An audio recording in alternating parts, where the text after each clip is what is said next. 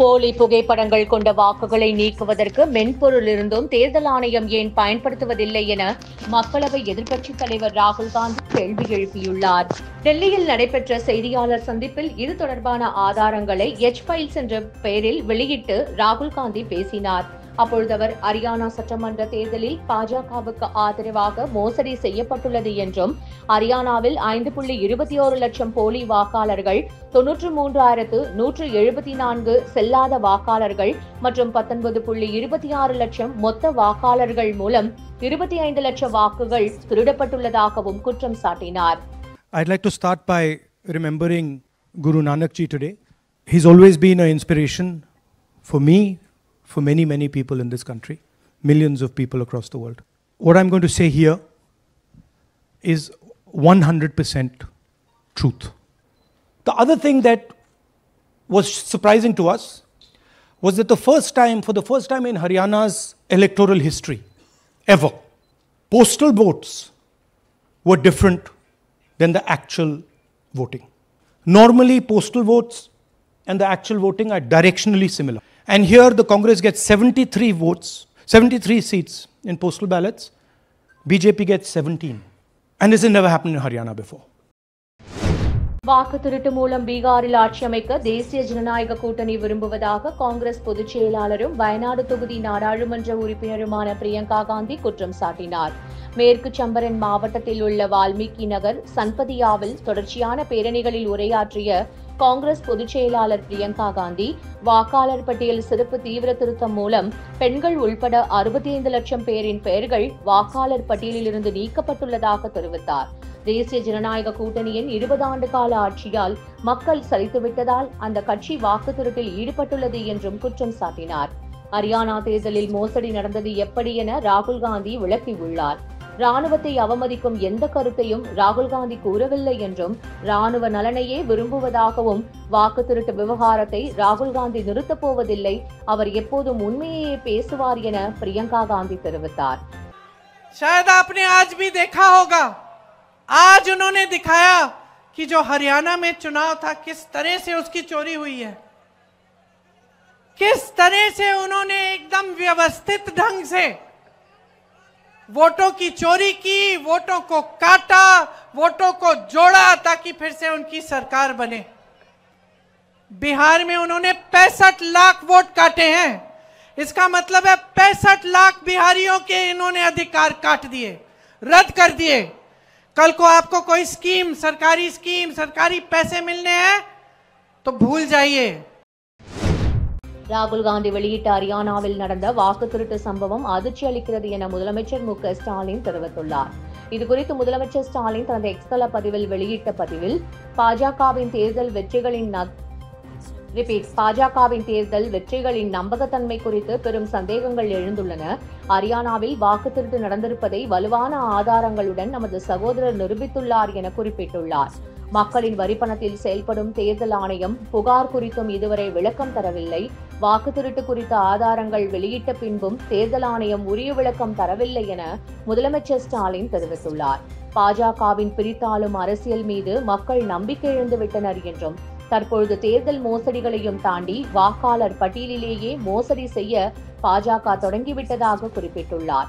SIR என்ற பெயரில் நாட்டு மக்களின் வாக்குரிமையை திட்டமிட்ட முறையில் பறிக்க தொடங்கி இருப்பது பேரதிர்ச்சி அளிப்பதாகவும் வலுவான ஆதாரங்களுடன் தன் மீது கூறப்பட்ட புகார் பற்றி தேர்தல் ஆணையம் பதிலளிக்குமா என முதலமைச்சர் ஸ்டாலின் கேள்வி எழுப்பியுள்ளார்.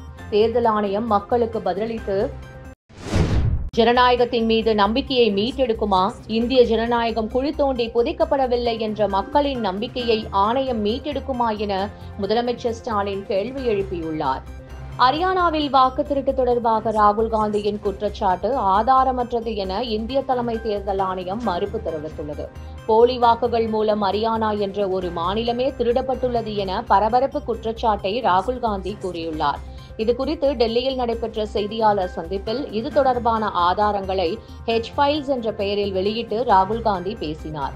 இந்நிலையில் ராகுல் காந்தியின் குற்றச்சாட்டு ஆதாரமற்றது, ஹரியானாவில் வாக்காளர் பட்டியல்களுக்கு எதிராக எந்த மேல்முறையீடுகளும் தாக்கல் செய்யப்படவில்லை என தேர்தல் ஆணையம் தெரிவித்துள்ளது. வாக்குப்பதிவுகளை மேற்பார்வையிடவும் முறைகேடுகள் நடந்தால் அதை தெரியப்படுத்தவும் ஒவ்வொரு அரசியல் கட்சி சார்பிலும் பூத் கமிட்டி உறுப்பினர்கள் நியமிக்கப்படுகிறார்கள் என்றும் பல பெயர்கள் விடுபட்டது குறித்து வாக்காளர் பட்டியல் திருத்தத்தின் போது காங்கிரஸ் கட்சியை சேர்ந்த பூத் கமிட்டி உறுப்பினர்கள் யாரும் ஏன் கேள்வி எழுப்பவில்லை என தேர்தல் ஆணையம் வினவியுள்ளது. 23வது ஏசியா மாஸ்டர்ஸ் அத்லெட்டிக் சாம்பியன்ஷிப் 2025 போட்டியை துணை முதலமைச்சர் உதயநிதி ஸ்டாலின் நேற்று சென்னையில் துவக்கி வைத்தார். சென்னை நேரு விளையாட்டு மைதானத்தில் தமிழ்நாடு விளையாட்டு மேம்பாட்டு ஆணையம் மற்றும் இந்திய மாஸ்டர்ஸ் தடகள கூட்டமைப்பு சார்பில் 23வது ஆசிய மாஸ்டர் தடகள சாம்பியன்ஷிப் போட்டிகள் தொடக்க நிகழ்ச்சி நடைபெற்றது. இதில் துணை முதலமைச்சர் உதயநிதி ஸ்டாலின் கலந்து கொண்டு போட்டிகளை துவக்கி வைத்தார். இதில் அமைச்சர் சேகர் பாபு, சட்டமன்ற உறுப்பினர் பரந்தாமன், சென்னை மாநகராட்சி மேயர் பிரியா, நடிகர் ஆர்யா, விளையாட்டு மேம்பாட்டுத்துறை அரசு கூடுதல் தலைமை செயலாளர் முனைவர் அதுல்யா மிஸ்ரா, தமிழ்நாடு விளையாட்டு மேம்பாட்டு ஆணைய உறுப்பினர் செயலர் மேகநாத ரெட்டி உள்ளிட்டோர் கலந்து கொண்டனர். நேற்று தொடங்கி வரும் 9ஆம் தேதி வரை 5 நாட்கள் நடைபெறும் போட்டிகளில் மொத்தம் 88 பிரிவுகளில் 27 நாடுகளை சேர்ந்த 3500 வீரர்கள் பங்கேற்கின்றனர். தொடக்க விழாவில் பேசிய துணை முதலமைச்சர் உதயநிதி ஸ்டாலின், விளையாட்டு மேம்பாட்டு ஆணையம் சார்பில் 23வது ஆசிய மாஸ்டர் தடகள சாம்பியன்ஷிப் போட்டிகளுக்கு முழு ஒத்துழைப்பு வழங்கியுள்ளதாகவும் இது சென்னையில் நடப்பது மிகப்பெரிய பெருமை என தெரிவித்தார். As we host the 23rd Asia Masters Athletic Championship 2025 first time in Chennai. Tamil Nadu அரசின் சார்பாகவும் விளையாட்டுத்துறையின் சார்பாகவும் உங்கள் அனைவரையும் வருக வருக என்று நான் வரவேற்கின்றேன். On behalf of the government of Tamil Nadu, we extend a warm welcome to more than 3,500 participants from 23 countries including India. Participants ranging from 35 years of age to 100 years are a remarkable and perseverance. This is the moment that reminds us that age is just a number when one has the passion for sports and a commitment to excellence. We live in an era where inactive lifestyles are common. The participants in this championship truly serve as an inspiration to people of all ages. 2026 தேர்தலுக்கு பிறகு வாக்காளர் சிறப்பு தீவிர திருத்தத்தை மேற்கொள்ள வேண்டும் என தமிழக காங்கிரஸ் கமிட்டி தலைவர் செல்வ பெருந்தகை தெரிவித்துள்ளார். சென்னை தலைமை செயலகத்தில் தமிழக காங்கிரஸ் கமிட்டி தலைவர் செல்வ பெருந்தகை தமிழக தலைமை தேர்தல் அதிகாரிக்கு கடிதம் ஒன்றை கொடுத்தார். பின்னர் செய்தியாளர்களை சந்தித்த அவர், வாக்காளர் சிறப்பு தீவிர திருத்தம் மூலம் கணக்கெடுப்பு சரிபார்ப்பு மற்றும் படிவங்களை சமர்ப்பிப்பதற்காக வழங்கப்பட்ட 30 நாட்கள் என்பது முற்றிலும் போதாது என குறிப்பிட்டார். இன்று எங்களுடைய சட்டமன்ற கட்சி தலைவர், மேனாள் சிறுபான்மைத்துறை ஆணையர், எங்களுடைய துணைத் தலைவர் அனைவரும் சேர்ந்து தேர்தல் ஆணையரை சந்தித்திருக்கிறோம். மாநில தேர்தல் ஆணையருக்கு ஒரு கடிதம் கொடுத்திருக்கிறோம். என்ன என்றால், இந்த 1 மாத கால அவகாசம் போதாது. ஒன்று. இரண்டாவது, பருவகால மழை ஆரம்பித்திருக்கிறது. மூன்றாவது, பள்ளி ஆசிரியர்களும் அரசு ஊழியர்களும் 2 மணிக்கு மேல் சென்று அந்த கணக்கெடுப்பை நடத்துவதால் 2 மணி நேரம் 3 மணி நேரம் தான் நடத்த முடிகிறது. ஆகையால் இதில் மிகப்பெரிய பொதுமக்கள் பாதிப்புக்குள்ளாகிறார்கள், தமிழ்நாட்டு வாக்காளர்கள். ஆகையால் இது தேவையற்றது, தேர்தலுக்கு பிறகு நடத்தலாம் என்று கோரிக்கை வைத்திருக்கிறோம். அதே நேரத்தில் இதில் உள்ள குளறுபடிகள் என்னென்ன இருக்கிறது என்பதை பற்றியும் எங்கள் தரப்பில் நியாயங்களை அவர்கள் சொல்லியிருக்கிறோம். அவர்களும் தேர்தல் ஆணையத்திற்கு அனுப்பி பரிசீலிப்பதாக சொல்லியிருக்கிறார்கள். அதை எழுத்து மூலமாக பத்திரிகையாளர்களுக்கு இங்க கொடுக்க இருக்கிறோம். என்ன நாங்கள் கொடுத்திருக்கிறோம், என்ன அவர்கள் செய்ய வேண்டும் என்று அறிவுரை சொல்லி இருக்கிறோம், ஆலோசனை சொல்லி இருக்கிறோம் என்று இதான் நடந்திருக்கிறது. மீண்டும் மீண்டும் சொல்லுகிறோம், இந்த SIR என்பது ஏற்றுக்கொள்ள முடியாதது. இதை ஒத்திவைக்க வேண்டும். 2026 தேர்தலில் கூட்டணி உள்ளிட்ட அனைத்து முடிவுகளையும் எடுக்க விஜய்க்கு அதிகாரம் வழங்கி தாவேகா பொதுக்குழு கூட்டத்தில் தீர்மானம் நிறைவேற்றப்பட்டது. சட்டமன்ற தேர்தலுக்கான வியூகங்கள் வகுப்பதற்காக சிறப்பு பொதுக்குழு கூட்டம் அக்கட்சியின் தலைவர் விஜய் தலைமையில் மாமல்லபுரத்தில் உள்ள நட்சத்திர ஓட்டலில் பொதுக்குழு நடைபெற்றது. இதில் சுமார் 2000 பேர் பங்கேற்றனர். முதலாவதாக கரூர் கூட்ட நெரிசல் சம்பவத்தில் பலியானவர்களுக்கு இரங்கல் தெரிவிக்கும் விதமாக மௌன அஞ்சலி செலுத்தப்பட்டது. பின்னர் அக்கட்சியின் கொள்கை தலைவர்களுக்கு மலர் தூவி மரியாதை செலுத்தப்பட்டது. இதனைத் தொடர்ந்து 12 தீர்மானங்கள் ஒருமனதாக நிறைவேற்றப்பட்டன. அதில் முக்கியமாக 2026 தேர்தலில் கூட்டணி உள்ளிட்ட அனைத்து முடிவுகளையும் எடுக்க விஜய்க்கு அதிகாரம் வழங்கியும் முதலமைச்சர் வேட்பாளராக விஜயை அறிவித்தும் தீர்மானம் நிறைவேற்றப்பட்டது. தாவேகாவை தங்கள் கூட்டணியில் சேர்க்க வேண்டும் என அதிமுக, பாஜக கட்சிகள் தொடர் முயற்சி எடுத்து வந்த நிலையில் அந்த அழைப்பை தற்பொழுது தாவேகா நிராகரித்துள்ளது குறிப்பிடத்தக்கது. 2026 சட்டசபை தேர்தலில் திமுக தாவேகா இடையில்தான் போட்டி என தாவேகா தலைவர் விஜய் தெரிவித்தார். சென்னையை அடுத்த மாமல்லபுரத்தில் உள்ள நட்சத்திர ஹோட்டலில் தமிழக வெற்றிக் கழக சிறப்பு பொதுக்குழு கூட்டம் நேற்று நடைபெற்றது. சிறப்பு பொதுக்குழு கூட்டத்தில் பேசிய அக்கட்சியின் தலைவர் விஜய் 1972க்கு பிறகு கேள்வி கேட்க யாரும் இல்லாததால் திமுக தலைமை இப்படி மாறிவிட்டதாக விமர்சித்தார். 1969க்கு அப்புறமே எப்போ கட்சி அவங்க கைக்கு வந்ததோ, இன்னும் குறிப்பா சொல்லணும்னா 1972க்கு அப்புறம் கேள்வி கேட்க ஆளே இல்லாம போச்சுல. அதுக்கப்புறமே இந்த திமுக தலைமை இப்படிதானே இருக்குது. இப்ப நாங்க கேட்டோமே இந்த சில கேள்விகள், இதெல்லாம் நான் கேட்கல, சுப்ரீம் கோர்ட் கேட்டிருக்கு. இதனால என்ன புரிய வருது? இந்த கவர்மெண்ட் நடத்துற அந்த விசாரணை மேல சந்தேகம் ஏற்படுதுன்னா அதுக்கு என்ன அர்த்தம்? உங்க மேல நம்பிக்கை இல்லைன்னு அர்த்தம். நமக்கு வந்திருக்கிற இந்த இடையூறு வெறும் டெம்பரவரி மட்டும்தான். எல்லாத்தையும் தகர்த்தெறிவோம், மக்களோட கை கோர்த்து நிற்போம், மக்களோட களத்துல போய் நிற்போம். நம்ம பயணத்துல தடம் மாறவே மாட்டோம். இப்பவும் சொல்றேன், 2026ல 2 பேருக்கு நடுவுலதான் போட்டியே. இந்த போட்டி இன்னும் ஸ்ட்ராங்கா மாறப்போகுது. 100% வெற்றி நமக்கு. வாகை சூடுவோம், வரலாறு படைப்போம், கான்பிடென்டா இருங்க, நல்லதே நடக்கும், வெற்றி நிச்சயம். கூட்டணி குறித்து கவலை வேண்டாம், அது தானாகவே நடக்கும் என மாவட்ட செயலாளர்களிடம் அதிமுக பொதுச் செயலாளர் எடப்பாடி பழனிசாமி கூறியுள்ளார். சென்னை ராயப்பேட்டையில் உள்ள அதிமுக தலைமை அலுவலகத்தில் பொதுச் செயலாளர் எடப்பாடி பழனிசாமி தலைமையில் கட்சியின் மாவட்ட செயலாளர்கள் கூட்டம் நேற்று நடைபெற்றது. இதில் கூட்டணி குறித்து பேசிய இபிஎஸ், கூட்டணி தொடர்பான பிரச்சனைகள் தான் பார்த்துக் கொள்வதாகவும், கூட்டணி பற்றி யாரும் கவலைப்பட தேவையில்லை, அது தானாக நடக்கும் என்றும் பேசியுள்ளார். கூட்டணி பற்றி எந்த ஒரு கருத்தையும் யாரும் பொதுவெளியில் பேச வேண்டாம் என்றும், பூத் கமிட்டி பணிகளை சரியாக பார்த்தாலே போதுமானது என்றும் கூறியுள்ளார். வாக்காளர் பட்டியல் திருத்த பணிகளை கவனமுடன் கையாள வேண்டும் என்றும் வலியுறுத்தியுள்ளதாக தகவல்கள் தெரிவிக்கின்றன. சென்னை தியாகராயா நகரில் உள்ள தமிழக பாஜக தலைமை அலுவலகத்தில் முன்னாள் ஆளுநர் தமிழிசை சவுந்தரராஜன் செய்தியாளர்களை சந்தித்தார். அப்பொழுது பேசிய அவர், நாடு சுதந்திரமடைய வேண்டும் என்பதற்காக வந்தே மாதரம் பாடல் எழுதப்பட்டு 150 ஆண்டு தொடக்கம் எனவும், இதனை நாடு முழுவதும் கொண்டாட வேண்டும் என மனதின் குரல் நிகழ்ச்சியில் பிரதமர் நரேந்திர மோடி கூறியதாகவும், அதன் அடிப்படையில் நாடு முழுவதும் வந்தே மாதரம் பாடல் ஓங்கி ஒலிக்க வேண்டும் என்பதற்காக தமிழகம் முழுவதும் 7 நாட்கள் நிகழ்ச்சி நடைபெற இருப்பதாக கூறினார். இன்னைக்கு போதை கலாச்சாரம், டாஸ்மாக் இல்லாத ஒரு சுதந்திரமான ஒரு சூழ்நிலை இது இருக்கணும். இது இல்லைன்னா என்ன பண்றது? ஆக ஒட்டுமொத்தமாக இந்த சூழ்நிலை இல்லாமல் இருப்பதற்கு 2026ல் திமுக வீட்டுக்கு போகணும். நான் எல்லாத்தையும் கூட்டி ஒரே ஒரு கோரிக்கை இன்னைக்கு வைக்கிறேன். இந்த வந்தே மாதரம் என்ற பாடல் 150வது வருட பாடல் அரசாங்க விழாவாக தமிழக அரசு அறிவிக்க வேண்டும். நாங்கள் இங்கே வெளியில் பாடுவதைப் போல 7ஆம் தேதியும் 8ஆம் தேதியும் பாடலை பள்ளியில் பாடுவதற்கு ஏற்பாடு செய்ய வேண்டும். இந்த வங்காள பாடல் மட்டும் இல்லாமல் இதில் நமது பாரதியாரின் பாடலையும் இணைத்து பாடுவதற்கு ஏற்பாடு செய்ய வேண்டும். இன்று மாலைக்குள்ளே அண்ணன் ஸ்டாலினிடமிருந்து இந்த அறிவிப்பை நான் எதிர்பார்க்கிறேன். இந்த அறிவிப்பை செய்ய வேண்டும் என்று என்னோடு சேர்ந்து வலியுறுத்துவதற்கு அண்ணன் செல்வ பெருந்தகையை நான் எதிர்பார்க்கிறேன். அவ்வளவுதான்.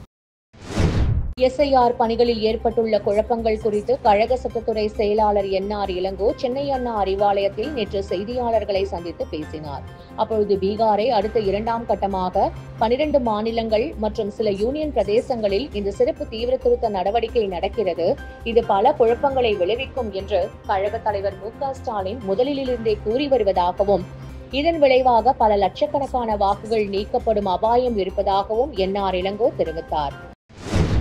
1000 கிலோ அன்னத்தால் தஞ்சை பெருவுடையாருக்கு அன்னாபிஷேகம் நடைபெற்றது. நீண்ட வரிசையில் நின்று ஆயிரக்கணக்கான பக்தர்கள் சுவாமி தரிசனம் செய்தனர். ஆண்டுதோறும் ஐப்பசி மாதம் வருகிற பௌர்ணமி அன்று சிவபெருமானுக்கு அன்னாபிஷேகம் நடைபெறும்.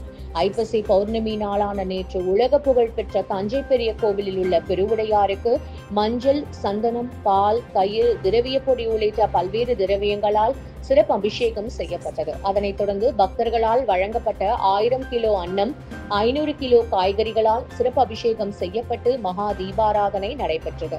இதில் ஏராளமான பக்தர்கள் நீண்ட வரிசையில் நின்று சுவாமி தரிசனம் செய்தனர்.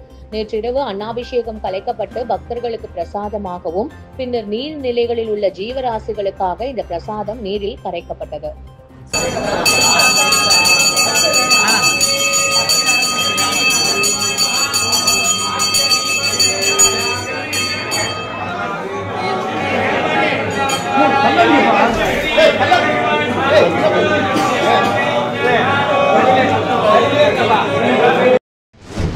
அரியலூர், பெரம்பலூர், திருச்சி உள்ளிட்ட 9 மாவட்டங்களில் இன்று கனமழைக்கு வாய்ப்புள்ளதாக சென்னை வானிலை ஆய்வு மையம் தெரிவித்துள்ளது.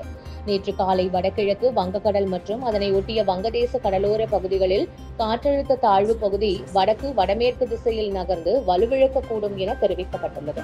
இந்நிலையில் நேற்று தஞ்சை, திருவாரூர் உள்ளிட்ட 14 மாவட்டங்களில் மழை பெய்தது. மேலும் இன்று அரியலூர், பெரம்பலூர், திருச்சி, கள்ளக்குறிச்சி, திருவண்ணாமலை, சேலம், தருமபுரி, கிருஷ்ணகிரி, திருப்பத்தூர் ஆகிய 9 மாவட்டங்களில் ஓரிரு இடங்களில் கனமழை பெய்ய வாய்ப்புள்ளது எனவும் வானிலை ஆய்வு மையம் தெரிவித்துள்ளது. இதனிடையே நேற்றிரவு 8:30 மணி அளவில் சென்னை நகரில் கிண்டி, அடையாறு உள்ளிட்ட பல்வேறு பகுதிகளிலும், வேளச்சேரி, பல்லாவரம் உள்ளிட்ட புறநகர் பகுதிகளிலும் கனமழை பெய்தது. ஐப்பசி பௌர்ணமியை ஒட்டி நெல்லை வண்ணாரப்பேட்டை அருணாச்சலேஸ்வரர் கோவிலில் அன்னாபிஷேகம் நடைபெற்றது. இதில் திரளான பக்தர்கள் கலந்து கொண்டு சுவாமி தரிசனம் செய்தனர். ஐப்பசி மாத பௌர்ணமி என்பது மிகவும் மகத்துவமான புனிதமான நாளாக கருதப்படுகிறது. இந்த நாளில்தான் சிவபெருமானுக்கு அன்னத்தால் அபிஷேகம் செய்வார்கள். சிவபெருமானுக்கு தினமும் பலவிதமான பொருட்களால் அபிஷேகம் செய்தாலும் வருடத்திற்கு ஒருமுறை ஐப்பசி பௌர்ணமி நாளில் செய்யப்படும் அன்னாபிஷேகமே அனைத்து அபிஷேகங்களிலும் உயர்வான அபிஷேகமாக கருதப்படுகிறது. ஐப்பசி நெல்லை வண்ணாரப்பேட்டையில் உள்ள அருணாச்சலேஸ்வரர் கோவிலில் அன்னாபிஷேகம் வெகு விமர்சையாக நடைபெற்றது. இதனை ஒட்டி சுவாமிக்கு காலை சிறப்பு பூஜைகள் நடத்தப்பட்டது. கிருஷ்ணகிரி மாவட்டம் ஓசூர் மாநகராட்சிக்கு உட்பட்ட குறிஞ்சி நகர் விரிவாக்கம் முதல் தெரு குடியிருப்பு பகுதியில் சுரேஷ் என்பவர் அடுக்குமாடி வீடு கட்டியுள்ளார். இந்த வீட்டை ஒட்டி கழிவுநீர் செல்லும் கால்வாய் அமைந்துள்ளது. இது முறையாக தூர்வாரப்படாமல், பராமரிப்பு இல்லாமல் மழைக்காலங்களில் கால்வாய் தடுப்பு சுவர் மண் அரிப்பு காரணமாக பழுதடைந்து உள்ளது. இந்த வீட்டிற்கு முறையாக சாலை வசதி, கழிவுநீர் கால்வாய் வசதி, தெருவிளக்கு வசதி உள்ளிட்ட அடிப்படை வசதிகள் இதுவரை மாநகராட்சி நிர்வாகத்தினரால் செய்து தரப்படவில்லை என வீட்டின் உரிமையாளர் சுரேஷ் குற்றம். மேலும் இந்த வீட்டிற்கு கீழ் பகுதியில் ராஜ கால்வாய் தடுப்பு சுவர் அமைந்துள்ள காரணத்தினால் வீட்டிற்கு செல்ல சிறு பாலம் அமைத்து தர வேண்டும் என பலமுறை அதிகாரிகளிடம் முறையிட்டும் எந்தவித நடவடிக்கையும் மேற்கொள்ளப்படவில்லை என தெரிவித்தார். எனவே தனது வீடு இடிந்து விடுவதற்கு முன்பே போர்க்கால அடிப்படையில் நடவடிக்கை மேற்கொள்ள வேண்டும் என வீட்டின் உரிமையாளர் சுரேஷ் கோரிக்கை விடுத்துள்ளார். கிருஷ்ணகிரி மாவட்டம் ஓசூர் அருகே தனியார் தொழிற்சாலையில் உள்ள பெண்கள் கழிவறையில் ரகசிய கேமரா பொருத்திய சம்பவத்தினை தொடர்ந்து பெண் ஊழியர்கள் விடுதி முன் விடிய போராட்டத்தில் ஈடுபட்டனர். கிருஷ்ணகிரி மாவட்டம் கெள்ளமங்கலம் அருகே திம்மேஜப்பள்ளி பகுதியில் செல்போன் உதிரி பாகங்கள் உற்பத்தி செய்யும் தனியார் நிறுவனம் செயல்பட்டு வருகிறது. இந்த தொழிற்சாலையில் சுமார் 6000க்கும் மேற்பட்ட பெண் தொழிலாளர்கள் பணியாற்றி வருகின்றனர். இங்கு பணியாற்றி வரும் பெண் தொழிலாளர்கள் தங்குவதற்கு நாகமங்கலம் பகுதியில் தனியார் அடுக்குமாடி விடுதிகள் கட்டப்பட்டு கணக்கான பெண் தொழிலாளர்கள் தங்கியுள்ளனர். இந்நிலையில் 2 தினங்களுக்கு முன் 8வது மாடியில் 4 பேர் தங்கியுள்ள விடுதி குளியல் அறையில் ரகசிய கேமராக்கள் வைக்கப்பட்டு படம் பிடிக்கப்பட்டதாக கூறப்படுகிறது. இதை பார்த்த தொழிலாளர்கள் விடுதி மேலாளருக்கு தெரிவித்தனர். இதைத் தொடர்ந்து விசாரணை மேற்கொண்டதில் ஒடிசா மாநிலத்தைச் சேர்ந்த நீலாகுமாரி என்பவர் அங்கு ரகசிய கேமரா பொருத்தி இருந்தது கண்டுபிடிக்கப்பட்டது. இதனால் ஆத்திரமடைந்த பெண் தொழிலாளர்கள் 1000க்கும் மேற்பட்டோர் கேமரா வைத்தவர் மீது நடவடிக்கை எடுக்க கோரி நேற்று மாலை முதல் இன்று அதிகாலை வரை முன்பு போராட்டத்தில் ஈடுபட்டனர். மயிலாடுதுறை மாவட்டம் குத்தாலத்தை அடுத்துள்ள திருமங்கலத்தில் அரசு மேல்நிலைப் பள்ளியில் 1.48 லட்சம் மதிப்பில் 6 வகுப்பறைகள் கொண்ட கட்டிடம் கட்ட மயிலாடுதுறை காங்கிரஸ் சட்டமன்ற உறுப்பினர் ராஜகுமார் அடிக்கல் நாட்டினார்.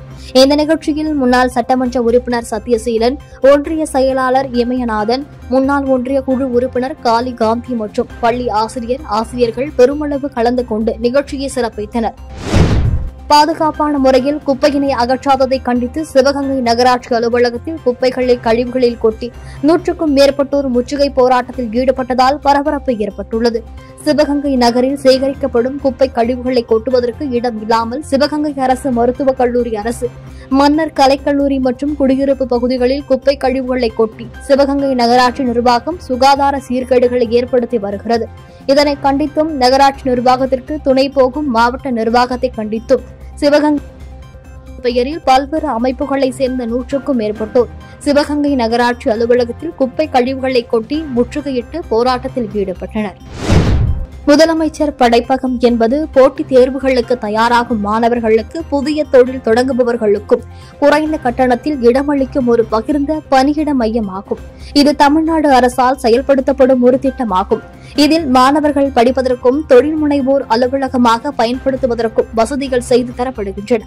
தமிழகத்தின் மாநகராட்சி பகுதிகளில் 30 இடங்களில் இதுபோன்ற முதல்வர் படைப்பகம் அமைக்க திட்டமிடப்பட்டு பணிகளும் நடைபெற்று வருகிறது.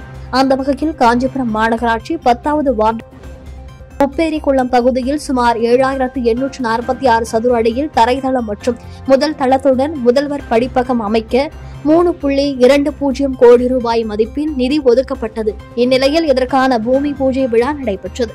இதில் கைத்தறி மற்றும் துணிநூல் துறை அமைச்சர் ஆர் காந்தி கலந்து கொண்டு குத்துவிளக்கு ஏற்றி அடிக்கல் நாட்டி பணியினை துவக்கி வைத்து பொதுமக்களுக்கு இனிப்புகளையும் வழங்கினார். திருவண்ணாமலை மாவட்டம் செங்கம் மற்றும் சுற்றுவட்டார பகுதிகளில் தற்போது சுமார் 10,000 ஏக்கருக்கு மேல் நெல் நடவு செய்யப்பட்டுள்ள நிலையில் நெல் பயிர்களுக்கு யூரியா உரம் இடுவது அத்தியாவசியமான நிலையில் தொடக்க வேளாண்மை கூட்டுறவு கடன் சங்கங்களில் யூரியா உரம் கிடைக்காததால் விவசாயிகள் பெரும் சிரமத்திற்கு ஆளாகியுள்ளனர்.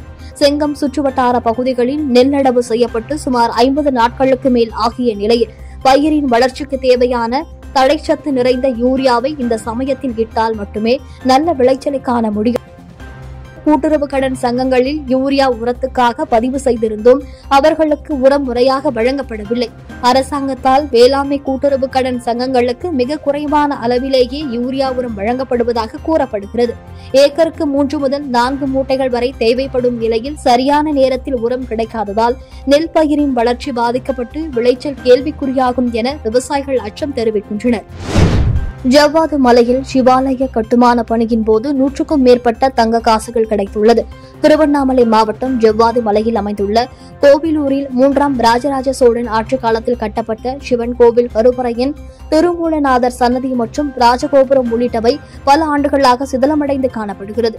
இந்நிலையில் இந்த பழமையான கோவிலை புனரமைக்க தமிழக அரசு நிதி ஒதுக்கீடு செய்து தற்பொழுது சிவாலயம் கட்டுமான பணி நடைபெற்று வரும் நிலையில் திருமூலநாதரின் கருவறை கட்டுமான பணி மேற்கொள்ள ஊழியர்கள் பள்ளத்திலிருந்து 100க்கும் மேற்பட்ட தங்க காசுகள் கொண்ட புதையலை கண்டு இந்து சமய அறநிலையத்துறை அதிகாரிகளுக்கு தகவல் கொடுக்கப்பட்டது. தகவல் அறிந்து உடன் விரைந்து வந்த இந்து அறநிலையத்துறை அதிகாரிகள் எவ்வளவு தங்க காசுகள் உள்ளன என கணக்கெடுத்து அவற்றை கைப்பற்றி அவை எந்த காலத்தைச் சேர்ந்தவை என ஆய்வு நடத்தி வருகின்றனர். பழமை வாய்ந்த சிவாலய கட்டுமான பணியின் போது தங்க காசுகள் கிடைத்த சம்பவம் மலைவாழ் மக்களிடையே பரவசத்தை ஏற்படுத்தியுள்ளது. ராமநாதபுரத்தில் முடித்த பணிக்கான பணத்தை விடுவிக்க 1.20 லட்சம் ஒப்பந்ததாரரிடம் லஞ்சம் கேட்ட அரசு ஊழியர்கள் 3 பேரை லஞ்சம் மற்றும் ஊழல் தடுப்பு பிரிவு போலீசார் கைது செய்தனர்.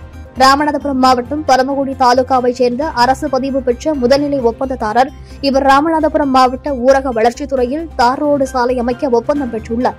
இந்த பணியை முடிந்த நிலையில் அதற்கான பணத்தை விடுவிக்க வேண்டும் என கடந்த மாதம் 24ஆம் தேதி ராமநாதபுரம் ஊரக வளர்ச்சி பொறியியல் பிரிவு வரைபட அலுவலர் வீரசேகரனை ஆனால் தனக்கு கமிஷனாக 1.20 லட்சம் பணம் கேட்டும் அந்த பணத்தை மற்றொரு அலுவலர் நாகலிங்கத்திடம் கொடுக்குமாறு கூறியுள்ளார். ஆனால் லஞ்சம் கொடுக்க விரும்பாத மனுதாரர் ராமநாதபுரம் ஊழல் தடுப்பு மற்றும் கண்காணிப்பு பிரிவு போலீசில் புகார் செய்தார். இதனைத் தொடர்ந்து லஞ்ச ஒழிப்புத்துறை போலீசார் அறிவுறுத்தலின் பேரில் ரசாயனம் தடவிய பணம் 1.20 லட்சம் வீரசேகரன், நாகலிங்கம் மற்றும் உதவியாளர் அருண் அவர்களிடம் கொடுக்கும் போது லஞ்ச ஒழிப்பு போலீசார் அவர்களையும் கையும் களவுமாக பிடித்தனர். ராமேஸ்வரம் ராமநாத சுவாமி கோவில் உண்டியலில் காணிக்கையாக 1.67 கோடி வருவாய் கிடைத்துள்ளதாக இணை ஆணையர் செல்லதுரை விடுத்துள்ள செய்திக்குறிப்பில் தெரிவிக்கப்பட்டுள்ளது. ராமநாதபுரம் மாவட்டம் ராமேஸ்வரம் ராமநாத சுவாமி கோவில் உண்டியல் காணிக்கை எண்ணும் பணி இணை ஆணையர் செல்லதுரை தலைமையில் நடைபெற்றது. இதில் கோவில் ஊழியர்கள் மற்றும் ஆன்மீக பக்தர்கள் என 150க்கும் மேற்பட்டவர்கள் கலந்து கொண்டனர். இதில் 1,67,12,892 தங்கம், 35 கிராம் வெள்ளி, 4 கிலோ 175 வெளிநாட்டு கரன்சி கிடைத்துள்ளதாக தெரிவிக்கப்பட்டுள்ளது. திருச்செங்கோடு வைகாசி விசாக தேர் திருவிழாவுக்கு இணையாக ஸ்ரீ பெரிய மாரியம்மன், ஸ்ரீ சின்ன மாரியம்மன், அழகுமுத்து மாரியம்மன் கோவில் திருவிழா நடைபெறுவது வழக்கம். இந்த திருவிழாவின் போது தெப்பத்தேர் விடுவது பாரம்பரியமான வழக்கமாக இருந்தது. 1970 வரை தெப்பத்தேர் திருவிழா சிறப்பாக நடந்து வந்துள்ளது. 1971ஆம் ஆண்டு ஏற்பட்ட ஒரு கடுமையான பஞ்சத்தின் காரணமாக தெப்பக்குளம் வறண்டு போன நிலையில் தெப்ப திருவிழா நடத்த முடியாத சூழ்நிலை ஏற்பட்டுள்ளது. இதனைத் தொடர்ந்து கடந்த 50 வருடங்களாக நடைபெறாமல் இருந்த தெப்பத்தேர் திருவிழா கடந்த 2022ஆம் ஆண்டு மீண்டும் வெகு சிறப்பாக நடைபெற்றது. கொட்டும் மழையிலும் ஆயிரக்கணக்கான பக்தர்கள் திரண்டு வந்து தெப்ப திருவிழாவை கண்டு மகிழ்ந்தனர்.